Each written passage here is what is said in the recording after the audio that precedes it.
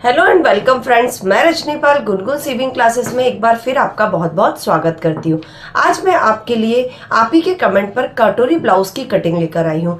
कटोरी ब्लाउज के मैं आपको एक एक करके अलग अलग नाप के फ्रंट पार्ट के बारे में डिटेल से समझाऊंगी, बैक पार्ट बताऊंगी और कटोरी वाले ब्लाउज को किस तरीके से आपको आसानी से आप उसकी कटिंग कर सकते हैं, आसानी से आप उसकी ड्राफ्टिंग कर सकते हैं, वो सब चीज़ें आज मैं इस वीडियो में आपको बताने वाली हूँ। आज मैंने जो ब्लाउज का नाप लिया है वो 32 सीने का ब्लाउज लिया है। छोटे से हम बड़े क्रम में चलेंगे ताकि आपको ब्लाउज के डिफरेंस समझने में कोई भी दिक्कत नहीं आए। तो चलिए देर ना करते हुए हम वीडियो को शुरू करते हैं।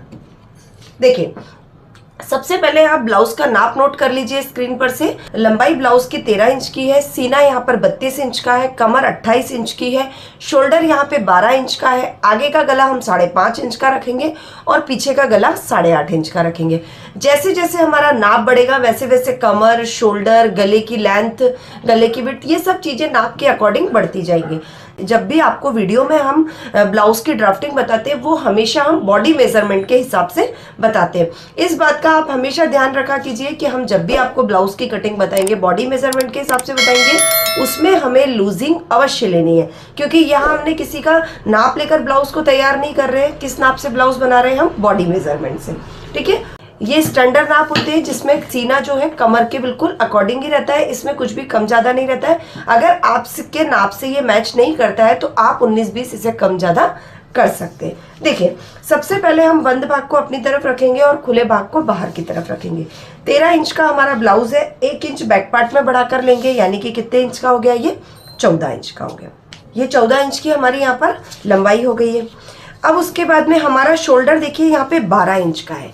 मेन पॉइंट होता है ब्लाउज का शोल्डर और आर्म होल, तो वहीं पर हमारा जो है मेजरमेंट डगमगा जाता है, वहीं मेजरमेंट गड़बड़ा जाता है। उसके लिए हमें बार बार हम आपको एक ही चीज़ बताते हैं कि जब भी आप ब्लाउज की कटिंग करते हैं, जब भी आप ब्लाउज की ड्राफ्टिंग करते हैं, एक बार बहुत अच्छा पॉइंट है, इसे समझने की कोशिश कीजिएगा। जब भी आपके ब्लाउज को देखिए, हमने यहाँ पे 12 इंच का शोल्डर है, 12 इंच का शोल्डर हमने यहाँ पे लिया। उसके बाद में आप देखिए हमें यहाँ पे 1.5 इंच शोल्डर कम करना है। पहले हम जो फॉर्मूले बताते हैं वो हमारा फॉर्मूला क्या है? 12, ये हुआ हमारा 12 का आधा 6, ठीक है, 12 का आधा 6 और 6 में से 1.5 इंच माइनस, 1.5 इंच माइनस करेंगे तो हमारे पास कितना आ जाएगा? यहाँ पे 4.5 इंच। अब देखिए हम यहाँ पे 4.5 इंच, ये हमारा लूजिंग है, इसमें हमने बॉडी मेजरमेंट से लिया हुआ है, तो हम लगभग 4.25 इंच पर इसका शोल्डर लगा देंगे। ये देखिए हमने 4.25 इंच की यहाँ पर शोल्डर की लंबाई, 4.25 इंच का हमने यहाँ पे शोल्डर ले लिया। उसके बाद में हमें लगाना है आर्म होल का निशान। ठीक है, आर्म होल के लिए हमें यहाँ पे क्या करना है? 4.25 इंच हमने यहाँ पे शोल्डर का निशान लगाया, जस्ट आधा इंच बढ़ाकर हमें लगभग 5.5 इंच पर हमें इसका क्या लेना है? आर्म होल लेना है। 5.5 इंच का हम यहाँ पे आर्म होल लेंगे और हमने यहाँ पे कोना बना दिया। यहाँ पर हमारे ब्लाउज का आधा काम, यानी कि अगर आपका ब्लाउज उतरता है, आर्म होल में झोल आता है, तो इस तरीके की समस्याएं आपको 32 साइज के ब्लाउज में नहीं आएंगी। जब भी आप इस तरीके के ब्लाउज बनाएं तो ध्यान रखें कि आपको शोल्डर और आर्म होल का मेजरमेंट कैसे लेना है। उसके बाद देखिए यहाँ पे हमें सीने की मार्किंग करनी है। सीना हमारा 8 इंच का है, यानी 32 इंच का है, 32 का चौथा हमने 8 इंच किया और 8.5 पर हम इसकी मार्किंग करेंगे, यानी कि आधा इंच बढ़ाकर। आधा इंच हमने यहाँ पे लूजिंग का लिया है और 8.5 इंच हम यहाँ पर क्या कर देंगे? इसमें 1.5 इंच क्या लगा देंगे? मार्जिन का निशान। कमर हमारी 28 इंच की है, 28 का चौथा होता है 7 इंच और 7 में हम 1 इंच टक्स का लगाएंगे तो हमारा कितना हो जाएगा? 8 इंच। कमर की तरफ से फिटिंग हमें बिल्कुल बराबर रखनी है। कमर से अगर ब्लाउज ढीला होगा तो आगे की तरफ सरकता है और ऊपर की तरफ चढ़ता है। ये सब 2-3 चीजें आपकी क्या है, बहुत छोटी छोटी प्रॉब्लम्स इस ब्लाउज में आने लगती है। देखिए उसके बाद ये हमने मार्जिन लाइन से मार्जिन लाइन और फिटिंग लाइन से फिटिंग लाइन को मिला दिया। देखिए इस तरीके से, ठीक है। उसके बाद यहाँ पे लगभग 3.25 इंच पर हम टक्स की लंबाई का निशान लगाएंगे। टक्स की लंबाई यहाँ पर लगभग 5 इंच की, ये देखिए ये 5 इंच पर टक्स की निशान, ये यहाँ पर। उसके बाद में यहाँ पे हमें लगाना है 1.5 इंच का, ये यहाँ पे 1.5 इंच पर आर्म होल की गोलाई का निशान। आर्म होल की गोलाई बहुत ही ध्यान से धीरे धीरे आपको एक डॉट डॉट लाइन से बनानी है पहले, उसके बाद उसे एक सार कर देना है। ये देखिए इस तरीके से बनाइए आपने और इसे इस तरीके से मिला दिया। आया समझ में यहाँ पे आपको? ये आर्म होल की गोलाई भी हमारी यहाँ पे निकल गई। उसके बाद देखिए गले की विड्थ हमें लगभग 2 से 2.1 तक लेनी है, ठीक है।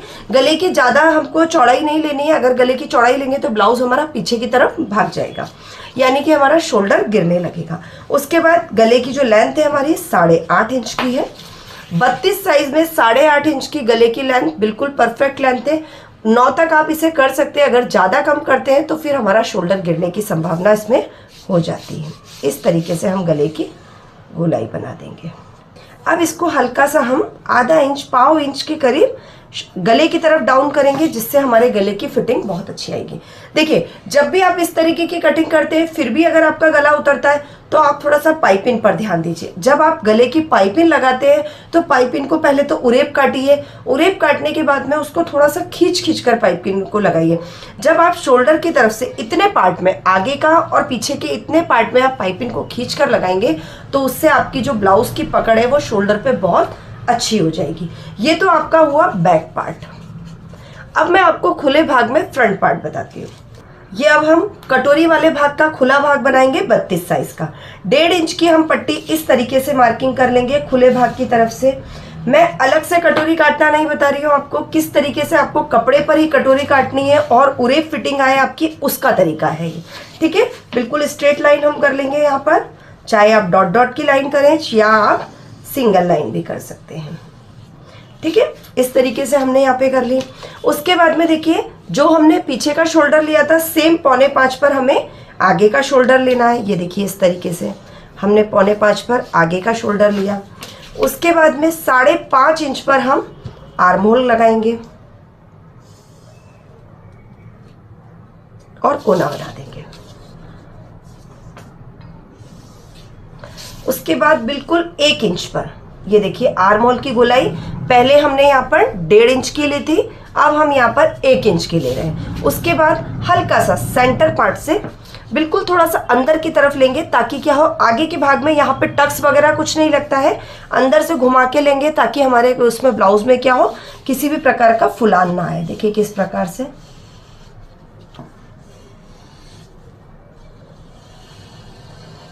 इस तरीके से, ठीक है। आया समझ में आपको? उसके बाद में हमें यहाँ पर गले की विड्थ 2.1 जैसे हमने पीछे ली। उसके बाद गला जो है हमारा वो है लगभग 5.5 इंच का। आप 5.25 तक भी ले सकते हैं, आपका ब्लाउज चलेगा। उसके बाद हम गले को गोलाई में मिला देंगे इस तरीके से।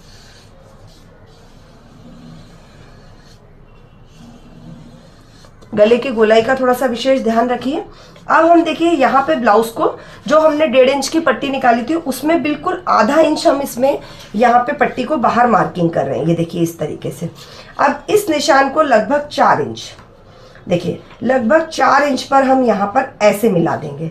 ये समझ में आया आपको? ये 4 इंच और ये आधा इंच। एक एक पॉइंट मैं आपको यहाँ पे इसलिए बता रही हूँ ताकि जब हम बड़े नाप बनाए तो आपको इसमें अंतर समझ में आए और आपको जब ब्लाउज ड्राफ्टिंग करें तो किसी भी प्रकार से कोई प्रॉब्लम नहीं है। उसके बाद में सीना आपका है 8 इंच का, यानी कि 32 इंच का। 32 का चौथा किया हमने तो कितना आ जाएगा, यहाँ पे हमारा 8 इंच आएगा। और 8 में से हम 1 माइनस करेंगे, यानी कि 7 इंच की हमारी यहाँ पर कटोरी तैयार होगी। कटोरी का फॉर्मूला बहुत ही सीधा सा है। कटोरी का सीने का चौथा कीजिए और चौथे में से आप 1 माइनस कर दीजिए, यानी कि यहाँ पर जो हमारी कटोरी बनेगी वो कितने इंच की बनेगी, 7 इंच की। ये 4 इंच का निशान है। ऊपर से यहाँ भी हम लगभग 4 से 4.25 के बीच में निशान लगाएंगे। अब इस निशान को इस निशान से इस प्रकार से मिला देंगे, एक गोलाई वाला शेप लेंगे और उस तरीके से मिला देंगे। ये देखिए, ठीक है। उसके बाद में बिल्कुल स्ट्रेट एक लाइन करेंगे। अब देखिए, इसका अपर भाग नापने का आ गया आपका 13 इंच का आपका ब्लाउज है। ऊपर का भाग आप नाप रहे हैं, लगभग ये 9.5 के पास में जा रहा है और हमको लगभग 2.5 इंच का बेल्ट लगाना पड़ेगा। तो हम इसको बिल्कुल आधा इंच हम इसको यहाँ पर सेट कर लेंगे। ये आधा इंच हमने यहाँ पे बढ़ाया और 7.5 का आधा, 7 का आधा 3.5 पर हम यहाँ पे निशान मार्क कर देंगे और लगभग इसे 1.5 इंच नीचे ले जाएंगे। ये देखिए इस तरीके से। ये हमने यहाँ पर कितने इंच नीचे लेगा, 1.5 इंच। और ये वाला पॉइंट हमारा 7 का आधा 3.5।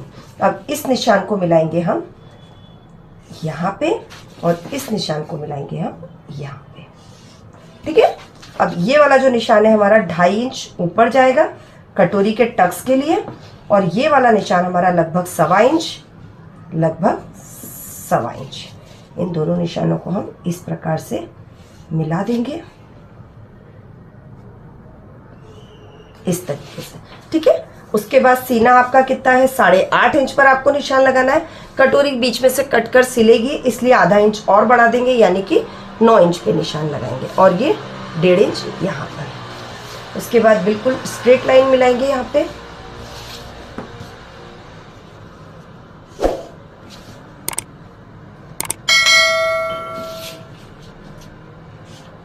ये देखिए, ये हमारा हुड वाला भाग, ये हमारा कटोरी वाला भाग। अब हमें क्या करना है, बिल्कुल थोड़ी थोड़ी स्टिचिंग के लिए जो मार्किंग लेनी है, क्योंकि हमारा ये ब्लाउज मेजरमेंट से नहीं है और ये बॉडी मेजरमेंट से, इसलिए हम बिल्कुल आधा आधा सा, जरा जरा सा इसमें बढ़ा देंगे, ताकि हमारा कटिंग के बाद हमारी कटोरी और हुड वाला पार्ट इसमें छोटा ना पड़े। ये देखिए, इस प्रकार से जब हम कटिंग करेंगे तो बाहर वाले नाप से करेंगे, ताकि हमारा ब्लाउज बहुत ही अच्छा बने। उसके बाद देखिए, यहाँ पे हम बेल्ट का निशान लगा लेंगे। लगभग 3 इंच का तैयार बेल्ट चाहिए हमें, तो 3.5 इंच पर निशान लगाएंगे, और यहाँ पर 3 इंच पर। ठीक है, कमर हमारी यहाँ पर 7 इंच की है, 1.5 इंच हम यहाँ पे बढ़ा कर ले रहे हैं। स्ट्रेट नाप लगाएंगे पहले तो हम इस तरीके से। देखिए, बेल्ट बनाने का भी मैंने आपको बहुत ही आसान तरीका बताया हुआ है कि जब भी आप बेल्ट बनाएं, बिल्कुल स्ट्रेट बेल्ट ना लगाएं, हल्का सा पॉइंट ऊपर की तरफ और बीच में से अंदर लेते हुए वापस लाइन पे मिला दें, ताकि जो हमारा राउंड बेल्ट बनता है वो ब्लाउज में भी फिटिंग अच्छी देता है, और जो हमारा बस्ट है उस पर से स्ट्रेट लाइन भी बेल्ट की नहीं जाती है। इस तरीके से आपका कटोरी वाला ब्लाउज का पॉइंट टू पॉइंट मैंने आपको ब्लाउज की ड्राफ्टिंग बताई है। अगर इस तरीके से आप ड्राफ्टिंग करते हैं तो आपको ब्लाउज में किसी भी प्रकार की कोई दिक्कत नहीं आएगी। चलिए, अब ये हमारा देखिए बैक पार्ट और फ्रंट पार्ट दोनों ही ड्राफ्टिंग मैंने आपको बहुत अच्छे से समझा दी है, बेल्ट वाला भाग भी बता दिया है। अब हम इसकी कटिंग करेंगे। अब सबसे पहले हम यहाँ पर फ्रंट पार्ट को लेंगे शोल्डर पर से। देखिए, ये ब्लाउज का बैक पार्ट, ये फ्रंट पार्ट, कटोरी वाला भाग, हुड वाला भाग और बेल्ट वाला भाग। इस तरीके से आप अगर कटोरी की कटिंग करेंगे तो इसकी जो फिटिंग है, पॉइंट है, वो बहुत ही अच्छा आएगा। जोड़ने में आपको किसी प्रकार से कोई दिक्कत नहीं आएगी, और ड्राफ्टिंग में भी मुझे लगता नहीं है कि आपको कोई प्रॉब्लम आने वाली है। मैंने बहुत ही अच्छे से एक एक चीज़ आपकी क्लियर की है, इसलिए आप एक डायरी नोट डाउन कीजिए।